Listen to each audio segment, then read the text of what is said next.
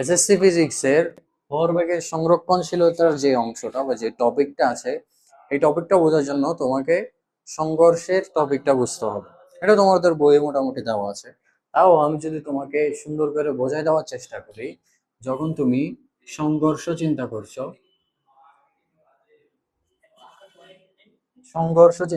সংঘর্ষের বিষয়টা কেমন? সংঘর্ষের ক্ষেত্রে তুমি যদি ধরো সাধারণভাবে চিন্তা করো যে কোনো একটা বস্তু, ধরো একটা বস্তু, আহ ধরো এটার ভর m1 হইল।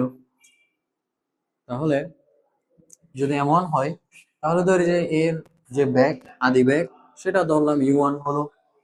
যদি তাই হয়, দেখো আরেকটা বস্তু চিন্তা করলাম, যদি এই দ্বিতীয় বস্তুটার ক্ষেত্রে ভর m2 হয়, আর এক্ষেত্রে যদি আদি বেগ u2 হয়, যদি তাই হয়, দেখো এক্ষেত্রে দেখো আমরা বেগের যে বিষয়টা, আদিবেগ যে অংশটা, এটা ভিন্ন ধরেছি। কেন? কারণ এই যে সংঘর্ষ বা ভরবেগের সংরক্ষণশীলতার যে কনসেপ্ট, এখানে বিষয়টা এমনি চিন্তা করতে হয়, যদি বেগের পরিবর্তন হয়, মানে দুইটা বস্তুর ক্ষেত্রে বেগের ভিন্নতার কারণে একটা সময় গিয়ে তাদের মধ্যে সংঘর্ষ হবে।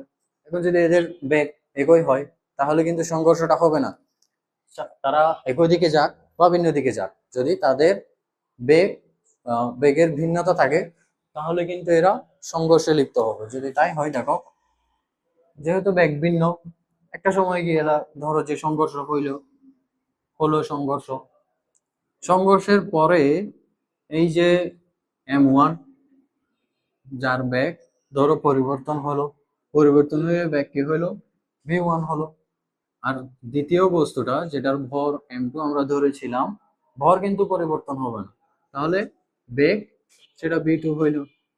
যদি তাই হয়, দেখো এই যে সংঘর্ষের ক্ষেত্রে যে অংশটাতে আমরা সংঘর্ষ চিন্তা করেছি, এই অংশে তাদের মধ্যে ক্রিয়া প্রতিক্রিয়া বল কাজ করবে। আর এই ক্ষেত্রে যে শর্তটা, সেটা হচ্ছে এমন যে এক্ষেত্রে তাদের ক্রিয়া প্রতিক্রিয়া বল ছাড়া অন্য কোনো বল যাতে কাজ না করে। যদি তাদের মধ্যে অন্য কোনো বল কাজই না করে, তাহলে দেখো, ধরো যদি এই বস্তুটার ক্ষেত্রে ক্রিয়া বল যদি F1 চিন্তা করি, তাহলে অপর বস্তুটার ক্ষেত্রে প্রতিক্রিয়া বল F2 চিন্তা করতে হবে।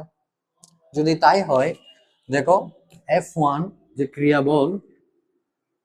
বল সমান সমান প্রতিক্রিয়া বল, কিন্তু এক্ষেত্রে প্রতিক্রিয়া বলটা ঋণাত্মক ধরে নিতে হবে। কেন? কারণ যদি তুমি F1 বল যেটা সামনের দিকে, এটা যদি পজিটিভ চিন্তা করো, তাহলে যেটা F2 যেটা বিপরীত দিকে, সেটা তোমাকে নেগেটিভ বা ঋণাত্মক চিন্তা করতে হবে। যদি এখন এইটাই চিন্তা করো, তাহলে দেখো F1, নিউটনের সূত্র হতে আমরা কি জানি, F সমান সমান ma। যদি এই মানটা এই ক্ষেত্রে আমরা চিন্তা করে বসানোর চেষ্টা করি, দেখো কেমন হয়। এই যে এফ ওয়ান এর ক্ষেত্রে, m1 এর ক্ষেত্রে আমরা f1 চিন্তা করেছিলাম, সেহেতু দেখো m1 a1 হলো। তাহলে F2 এর ক্ষেত্রে এরকম মাইনাস মাইনাস চিহ্নটা থাকলো, আর F2 এর ক্ষেত্রে যখন চিন্তা করছি, তখন m2 a2 হবে, হইলো। তাহলে দেখো m1 ভর এটার মতোই থাকলো। এই যে a1 বা ত্বরণের ক্ষেত্রে আমরা যদি ত্বরণের মানটা বসানোর চেষ্টা করি, তাহলে দেখো ত্বরণ সংজ্ঞা কি, বেগের পরিবর্তনের হার। যদি এই ক্ষেত্রে তুমি প্রথম বস্তুর বেগের পরিবর্তন চিন্তা করো, তাহলে কি হয়, v1 minus u1 divided by টি, সময়। আর দ্বিতীয় ক্ষেত্রে দেখো মাইনাস m2, এটার মতোই থাকলো।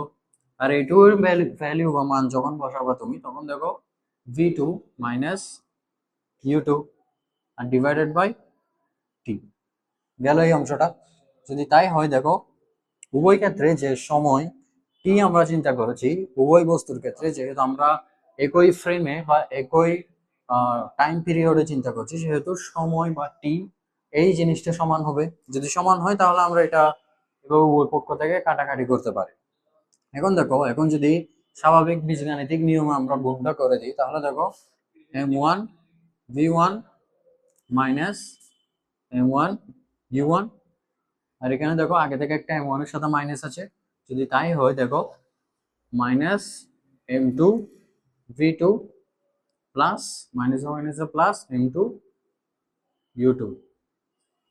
যদি এমনটা হয় তাহলে এখন যদি তুমি পক্ষান্তর করে একটু সাজাই নাও তাহলে এটা কেমন দাঁড়ায়? এটা দাঁড়ায় কিছুটা এমন, দেখো m1 u1 plus m2 u2। হ্যাঁ, আরেক পাশে দেখো m1 v1 plus m2 v2। এই যে জিনিসটা আসলো সর্বশেষ যেই সমীকরণটা আমরা পেলাম, এই সমীকরণটা বা এই সূত্রটাই হলো ভরবেগের সংরক্ষণশীলতার সূত্র।